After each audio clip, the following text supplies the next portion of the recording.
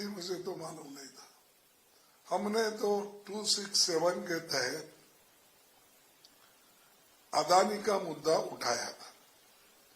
अदानी समूह पर corruption, bribery और फाइनेंशियल इरेगुलरिटीज के गंभीर आरोप हैं। उसके बारे में हम सदन के सामने रखना चाहते थे और 2030 करोड़ के नजदीक रिश्वत दी गई। जनता के पैसे का इस्तेमाल रिश्वत के लिए दिया गया। इसके बारे में हम उनको, चेयरमैन साहब को भी समझाना चाहते थे और पार्लियामेंट के में जो भी उनके मंत्रीज हैं और प्रधानमंत्री भी अगर आते तो ठीक था, उनको हम ये मुद्दे उनके सामने रखने वाले थे। लेकिन उनके इस रिश्वत का रिकॉर्ड भी अदानी ग्रुप के जो चेयरमैन है, सीईओज है, उन्होंने तो इसका रिकॉर्ड भी रखा है, किसको किस रेट पर पैसे दिए गए और कितने पैसे दिए गए।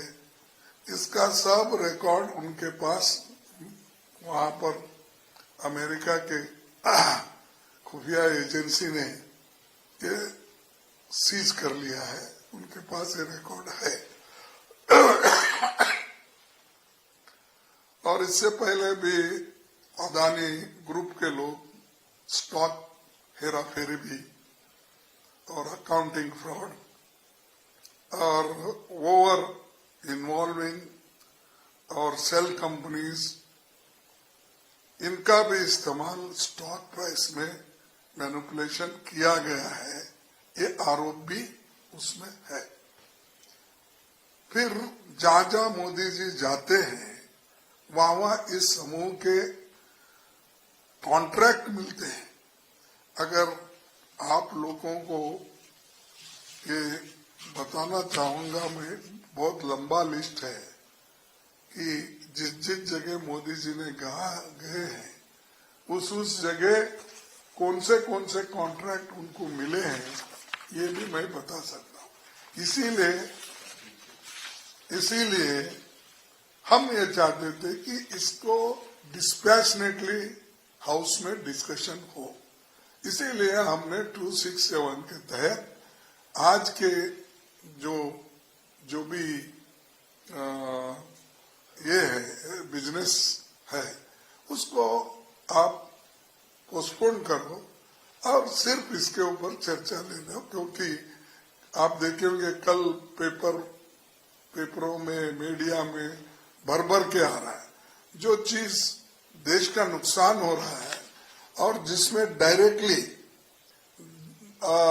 जो दुनिया का भरोसा हम पे उड़ रहा है, तो उस वक्त हम ये चीजें हाउस में लाना जरूरी है। देश को बचाने के लिए हमने ये मुद्दा उठाया था, ताकि हाउस को डिस्टर्ब करने के लिए नहीं। लेकिन जो मोदी कहते हैं हाउस को डिस्टर्ब करते, हुड़दंग मचाते, वो ये हुड़दंग है। उन्होंने खुद ही बांग्लादेश गए और वहां पर अदानी को झारखंड इलेक्ट्रिसिटी एक्सपोर्ट उन्होंने जून 2015 में वहां विजिट किया था बांग्लादेश को। वो प्रोजेक्ट उसको अलोकेशन करने के लिए दिए।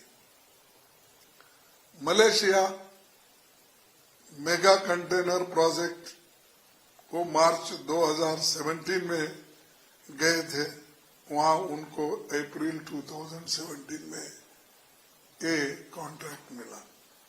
इजराइल ड्रोन मैन्युफैक्चरिंग हाइपोपोर्ट एक्वायर्ड, और ये जुलाई 17 को गए थे, दिसंबर 2018 में वो इनको मिला।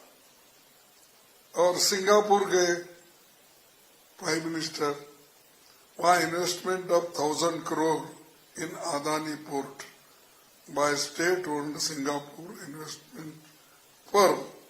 ये उनका विजिट हुआ 2018 में और जून में 2018 वहां पर उनको कॉन्ट्रैक्ट मिला।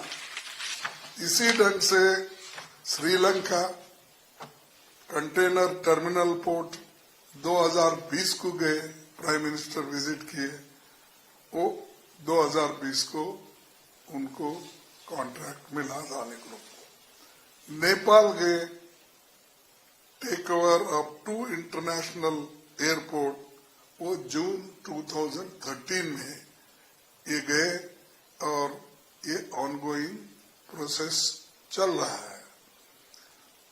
तंजानिया 30 साल की एग्रीमेंट और कंटेनर टर्मिनल ऑपरेशन का है। ये अक्टूबर 2023 को हुआ, लेकिन विजिट हुआ उनका मई 2024 में ये भी हुआ। कीनिया में मेन इंटरनेशनल एयरपोर्ट दिसंबर 2023 में हुआ और मार्च 2024 9 प्रोजेक्ट स्टैंड्स कैंसल्ड। उसमें गड़बड़ी है, इसीलिए कीनिया के प्रेसिडेंट ने इसको कैंसल कर दिया वहां के लोकल लोगों के डिमांड से। देखिए, ये बाहर के लोग आकर हमारे देश को लूट रहे हैं, इसीलिए इस फर्म का बदनामी हो गया है, इसीलिए हम नहीं चाहते कि ये हैंडओवर उनको करे, तो वो भी हो गया। लेकिन प्राइम मिनिस्टर दिसंबर 2023 में गए थे वहां। तो वियतनाम में planned investment in 2 airports and development of seaport, ये जुलाई अगस्त 2024 में गए थे, prime minister Modi ji visit किए। ये चल रहा है काम ऑनगोइंग। उसी के साथ Greece acquires stakes in 3 Greek ports, तो ये 3 पोर्ट एक्वायर करने के लिए उन्होंने बात चल रहा है। अगस्त 2023 में उन्होंने वहां विजिट किया और ये प्लान्स टू एक्वायर पोर्ट्स ये चल रहा है।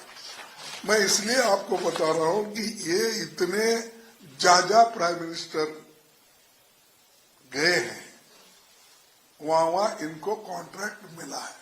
बगैर इनके आशीर्वाद से, बगैर इनके सपोर्ट से कौन सा देश इतने देशों में इनके साथ ही करता है। There are so many reputed companies, investors in India, सब छोड़ के इनको, और वो कहाँ पहले जाते हैं, इनसे पहले वहां पर ये सब होता है। ये इससे हमको यही कहना है कि मोदी जी के सपोर्ट से ये सब कुछ हो रहा है, इसका असर देश पे पड़ रहा है। ये हम उठाना चाहते थे, लेकिन इसको हमको मौका नहीं दिया गया।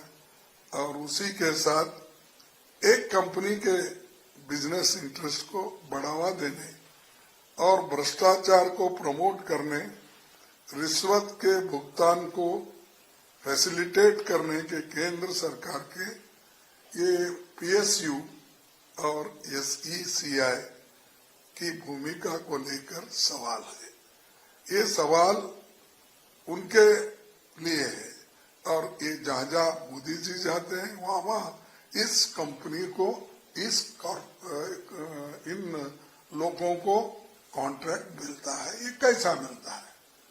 तो ये सवाल हम उठाए थे ताकि इसका डिटेल चर्चा हो, लेकिन बदकिस्मती है कि इसको हमको चर्चा करने के लिए सरकार ने कुछ भी नहीं बोला, रिएक्ट नहीं किया। और खैर चेयरमैन साहब ने हमको ये बोला, नहीं ये मुद्दा उठा नहीं सकते, हम पहले इसके बारे में ऐसे डिसीजंस लिए हैं कि ऐसे कोई भी 267 में हम मौका नहीं दे सकते, ये उनका कहना है।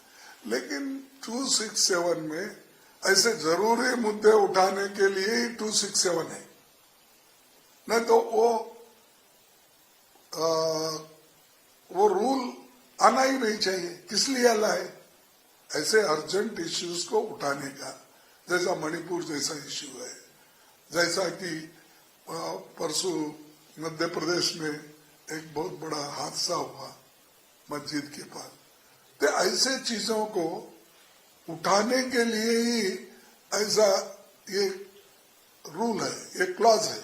देयरफॉर हम ये चाहते हैं कि इनको उठाने के लिए हमको मौका देना चाहिए, और हम ये चाहते हैं कि इसको ज्वाइंट पार्लियामेंट्री कमेटी जेपीसी गठित किया जाए, और जेपीसी में सब मालूम होता, खुला होता, उसमें हम सारे फाइल्स मंगा सकते हैं, सारे लोग, और उसमें उनके पार्टी के लोग ज्यादा रहते हैं, हमारे लोग रहते हैं, दूसरे पार्टी के लोग रहते हैं, हर एक को रिप्रेजेंटेशन उसमें मिलता है। और वो मिलने के बाद जो, अगर आप ये वीडियो YouTube पर देख रहे हैं तो हमारे चैनल को सब्सक्राइब कर बेल आइकन दबाएं, और Facebook पर देख रहे हैं तो हमारे पेज को लाइक करें। 8 मिलियन प्लस सब्सक्राइबर, आपके इस भरोसे के लिए बहुत धन्यवाद।